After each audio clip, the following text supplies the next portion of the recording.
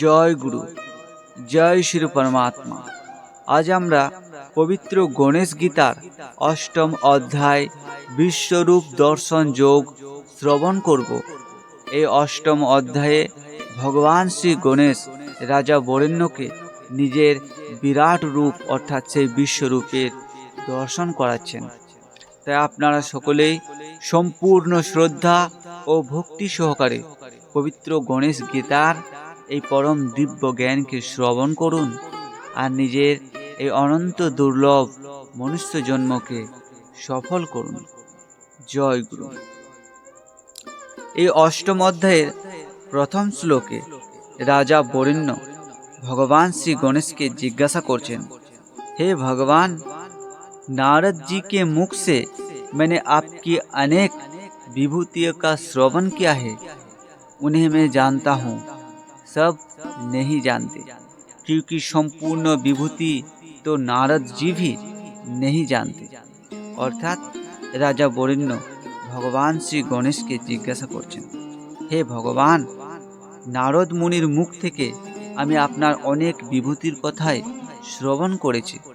আমি সেই সকল জানি, কিন্তু সকলেই সেই সব জানেন না, কেননা আপনার সেই সম্পূর্ণ বিভূতির কথা নারদজিও জানেন না। তাই এর পরের শ্লোকে বলছেন, हे गजानन, आप ही उन सबको तत्व से जानते हैं। इस समय आप अपना मनोहर और व्यापक रूप मुझे दिखाए। অর্থাৎ রাজা বরেণ্য বলছেন, হে গজানন, আপনি আপনার নিজের সেই পরম তত্ত্ব অর্থাৎ বিভূতির স্বরূপ জানেন।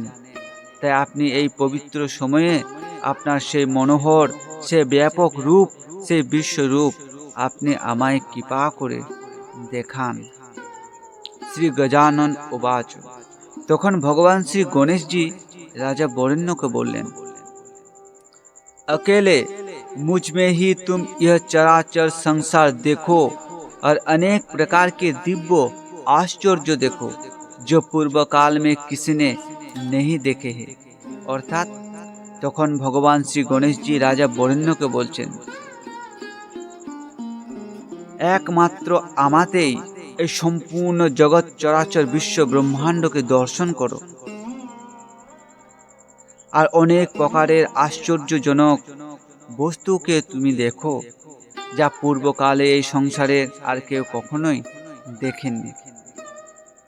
এর পরের শ্লোকে বলছেন, मैं अपने प्रभाव से तुमको ज्ञान नेत्र देता हूँ, क्योंकि मुझ सर्वव्यापक अजन्मा और अव्यक्त को चर्मचक्षु नहीं देख सकते। অর্থাৎ ভগবান শ্রী গণেশজি রাজা বরেণ্যকে বলছেন, আমি আমার নিজের প্রভাবে, নিজের শক্তির দ্বারা তোমাকে জ্ঞান নেত্র অর্থাৎ দিব্য দৃষ্টি প্রদান করছি, কেননা আমার সেই সর্বব্যাপক অজন্মা অব্যক্ত সেই বিশ্বরূপকে এই সংসারের কোনো চর্মচক্ষু দ্বারা দেখা সম্ভব নয়। ব্রহ্ম উবাচ। তখন ব্রহ্মাজি বললেন, तब वे राजा वरेण्य दिव्य दृष्टि के प्राप्त होकर भगवान गणेश जी के महान अद्भुत परम रूप को देखने में समर्थ हुए। অর্থাৎ তখন ব্রহ্মাজি বললেন, তখন রাজা বরেণ্য সেই দিব্য দৃষ্টিকে লাভ করে ভগবান গণেশের সেই বিশ্বরূপ, সে পরম অদ্ভুত রূপ দেখতে সমর্থ হইলেন। অর্থাৎ সে অদ্ভুত রূপ দর্শন করছেন। এর পরের শ্লোকে বলছেন, असंख्य शोभायमान मुख, असंख्य सूंड एवं हाथ और सुगंधि से लिप्त, दिव्य भूषण वसन और माला से शोभित, असंख्य नेत्र, करोड़ों सूर्य की किरणों की समान प्रकाशित आयुध धारण किए उनके शरीर में राजा ने अलग अलग तीनों लोक देखे।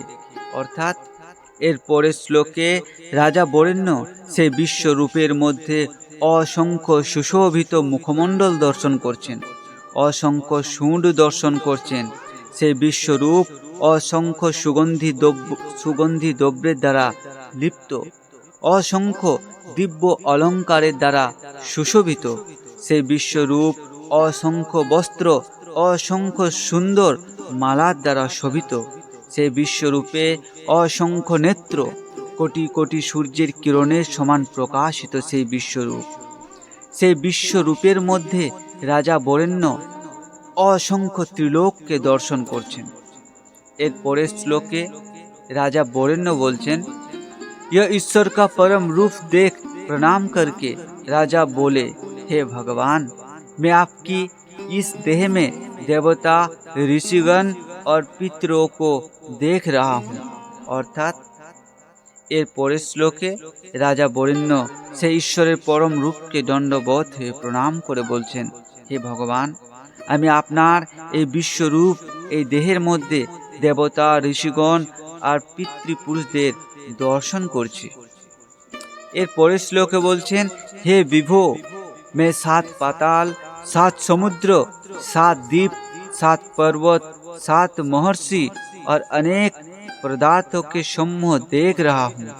अर्थात एर परेर श्लोके राजा बोरेन्य से विश्वरूपके बोलছেন, হে বিভো, अर्थात हे विशाल, আমি আপনার এই বিশ্বরূপের মধ্যে সপ্ত পাতাল, সপ্ত সমুদ্র, সপ্ত দ্বীপ, সপ্ত পর্বত আর সপ্ত ঋষিকে দর্শন করছি আর অনেক অনেক পদার্থকেও দর্শন করছি। এর পরের শ্লোকে বলছেন, मैं पृथ्वी, अंतरिक्ष, स्वर्ग, मनुष्य, सर्प, राक्षस, ब्रह्मा, विष्णु, महेश्वर, इंद्र, देवता और अनेक प्रकार के जंतुओं को देख रहा हूँ।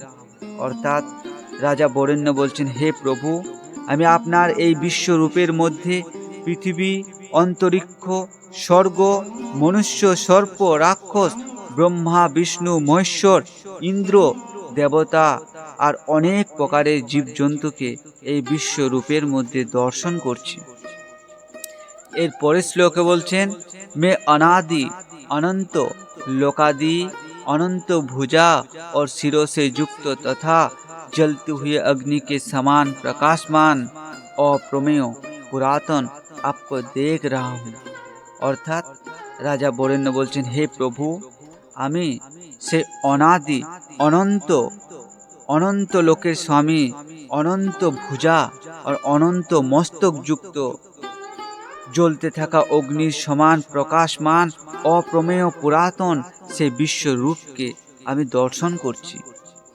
এর পরের শ্লোকে বলছেন, मैं किरीट कुंडल धारण किए कठिनाई से देखने योग्य आनंददायक तथा विशाल वक्ष स्थल युक्त आप प्रभु का दर्शन कर रहा हूँ। अर्थात राजा बोरेन्य बोलছেন, किरीट कुंडल धारण करते থাকা, অনেক কঠিনতায় দেখা সম্ভব, আনন্দদায়ক তথা বিশাল বক্ষস্থলযুক্ত আপনার সেই বিশ্বরূপকে আমি দর্শন করছি। এর পরের শ্লোকে বলছেন, देवता, विद्याधर, यक्ष, किन्नर, मुनि, मनुष्य, नृत्य करते हुए अप्सराओं और गान करते हुए गंधर्वों से आपका स्वरूप शोभित है। अर्थात देवता, विद्याधर, यक्ष, किन्नर, मुनि, मनुष्य, नृत्य करते থাকা অপ্সরা, গান করতে থাকা গন্ধর্বের দ্বারা সুশোভিত আপনার সেই স্বরূপ। এর পরের শ্লোকে বলছেন, 8 বসু, 12 आदित्य के गण, सिद्ध साध्य, यह सब प्रसन्नता पूर्वक आपकी सेवा करते और महाभक्ति से विषय को प्राप्त होकर आपको देखते हैं। अर्थात राजा बोरेन्य बोलছেন, অষ্টবসু, 12 আদিত্যগণ, সিদ্ধ সাধ্য, এরা সবাই প্রসন্নতাপূর্বক আপনার সেবা করছেন আর মহাভক্তির সাথে আশ্চর্যচকিত হয়ে আপনার সেই বিশ্বরূপকে দর্শন করছেন। এর পরের শ্লোকে বলছেন, ये आपको ज्ञाता, अक्षर, वेद्य, धर्म के रक्षक, पाताल, दिशा, स्वर्ग और पृथ्वी में व्यापक और ईश्वर जानते हैं। अर्थात এই অষ্টবসু, 12 আদিত্য, সিদ্ধ সাধ্য এরা সকলে আপনাকে সর্বজ্ঞাতা, অক্ষর অর্থাৎ অবিনাশী, বেদ্য, ধর্মের রক্ষক, পাতাল, 10 দিশা, স্বর্গ আর পৃথিবী অর্থাৎ এই সর্বত্রই ব্যাপ্ত সে ঈশ্বর বলে জানেন। এর পরের শ্লোকে বলছেন, आपके रूप को देखकर संपूर्ण लोक तथा मैं भी डर गया हूँ। यह आपका मुख अनेक तीक्ष्ण दांतों से भयंकर है तथा आप अनेक विद्याओं के पारगामी है। অর্থাৎ রাজা বরেণ্য বলছেন, আপনার এই বিশ্ব রূপ দেখে সম্পূর্ণ সংসার তথা আমিও ভয়ে ভয়ভীত হয়ে গিয়েছি। আপনার এই মুখমণ্ডল অসংখ্য তীক্ষ্ণ দাঁতের দ্বারা ভয়ঙ্কর তথা আপনার এই বিশ্বরূপ অনেক বিদ্যার পারগামী অর্থাৎ জ্ঞানাতীত। এর পরের শ্লোকে বলছেন, प्रलय की अग्नि के समान दीप्तिमान आपका मुख है, जिसके जटाएं आकाश को छूती है। हे गणेश जी, आपका यह रूप देखकर मैं भ्रांत हो गया हूँ।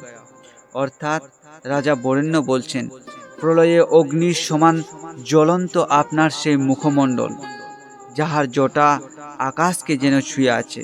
হে গণেশজি, আপনার এই ভয়ঙ্কর বিশ্বরূপ দর্শন করে আমি ভ্রান্ত হয়ে গিয়েছি।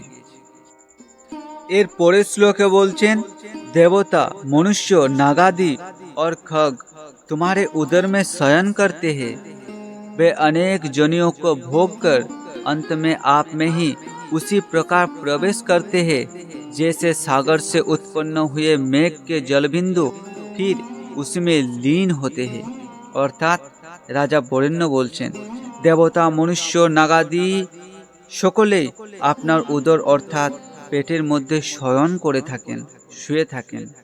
আর সেই সকল দেব মনুষ্য নাগাদি সকলেই এই 84 লাখ যোনি ভ্রমণ করার পর অন্তিমে আপনার মধ্যেই প্রবেশ করেন। ঠিক সেই প্রকার যেমন সাগর থেকে উৎপন্ন হওয়া মেঘের সেই জলবিন্দু পুনরায় সাগরে লীন হয়ে যায়, ঠিক সেই প্রকার। এর পরের শ্লোকে বলছেন, इंद्र अग्नि जम निरति वरुण वायु कुबेर ईशान सोम सूर्य और संपूर्ण जगत यह सब आप ही है। हे स्वामी, मैं आपको नमस्कार करता हूँ, आप मेरे ऊपर अब कृपा करें। অর্থাৎ রাজা বরেণ্য বলছেন, ইন্দ্র অগ্নি যম নিরতি বরুণ বায়ু কুবের ঈশান সোম সূর্য আর এই সম্পূর্ণ জগৎ সংসার সব কিছুই আপনি স্বয়ং। হে স্বামী, হে প্রভু, আমি আপনাকে নমস্কার করি, আপনি এইবার আমার ওপর কৃপা করুন। এর পরের শ্লোকে বলছেন, आप मेरे द्वारा पूर्व में देखा हुआ अपना सौम्य रूप मुझे दिखाए।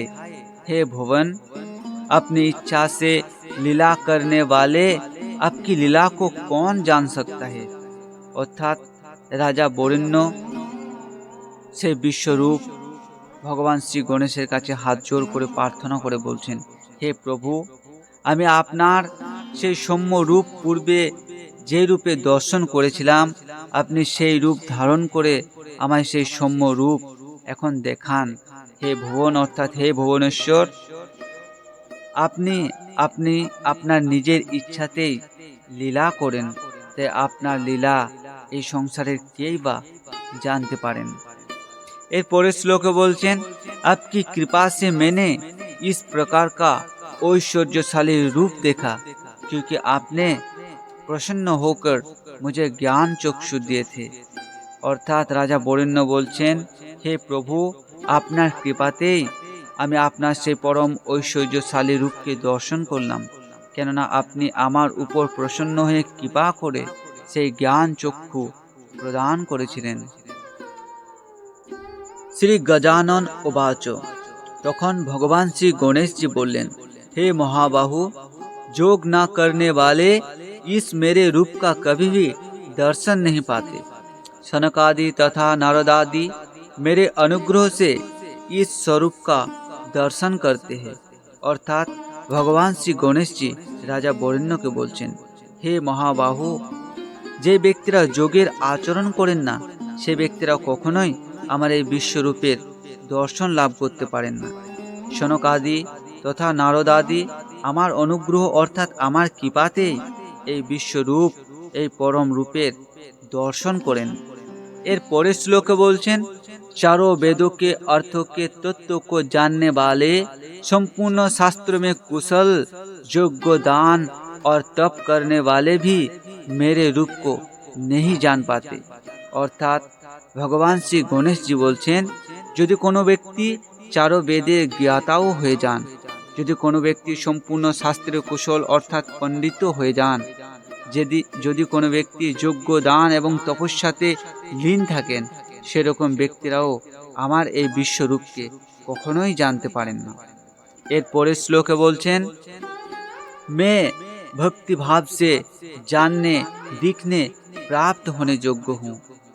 अब तुम भय और मोह को त्याग कर मेरे सौम्य रूप देखो। অর্থাৎ ভগবান শ্রী গণেশজি বলছেন, আমি ভক্তি ভাবের দ্বারা জাননে যোগ্য, অর্থাৎ ভক্তির দ্বারা আমাকে জানতে পারা যায়, আমাকে দেখতে পারা যায়, আমাকে লাভ করতে পারা যায়। এইবার তুমি তোমার অন্তরে সকল ভয় আর মোহকে ত্যাগ করে আমার সেই সৌম্য রূপ দর্শন করো। এর পরের শ্লোকে বলছেন, हे राजन, जो भक्त मेरे परायण एवं सर्व संग त्यागी होकर सब कर्म मुझ में ही समर्पित करते हैं और क्रोध त्याग कर सर्व प्राणियों में समान दृष्टि रखते हैं, वे मुझको ही प्राप्त होते हैं। অর্থাৎ ভগবান শ্রী গণেশজি বলছেন, হে প্রিয় রাজন, যে ভক্ত আমার পরায়ণ অর্থাৎ কেবলমাত্র আমার শরণাপন্ন, একমাত্র আমারই ভজনা করেন, যেই ভক্ত তাহার সকল কর্ম এবং সকল কর্মের ফল সম্পূর্ণরূপে আমাতে অর্পণ করেন আর সম্পূর্ণ অনাসক্তভাবে, সম্পূর্ণ নিষ্কামভাবে কর্ম করেন, যেই ব্যক্তি তাহার অন্তরের কাম, ক্রোধ, লোভ, মোহ, অহংকার আদি এই সকল বিকারকে ত্যাগ করে দিয়েছেন, যেই ব্যক্তি এই জগৎ সংসারের সকল প্রাণীর প্রতি সমান দৃষ্টি রাখেন, কারোর প্রতি কখনো কোনরূপ ভেদাভেদ করেন না, সেরকম মহান যোগী ব্যক্তি আমাকে লাভ করেন। জয় গুরু, জয় শ্রী পরমাত্মা। তো আজ এখানেই পবিত্র গণেশ গীতার অষ্টম অধ্যায় বিশ্বরূপ দর্শন যোগের সেই পরম অমৃত জ্ঞান সম্পূর্ণ হইল। তাই আপনারা সকলেই এই পরম জ্ঞানকে বারবার শ্রবণ করুন আর নিজের এই অনন্ত দুর্লভ মনুষ্য জন্মকে সফল করুন, সার্থক করুন। জয় গুরু, জয় শ্রী পরমাত্মা।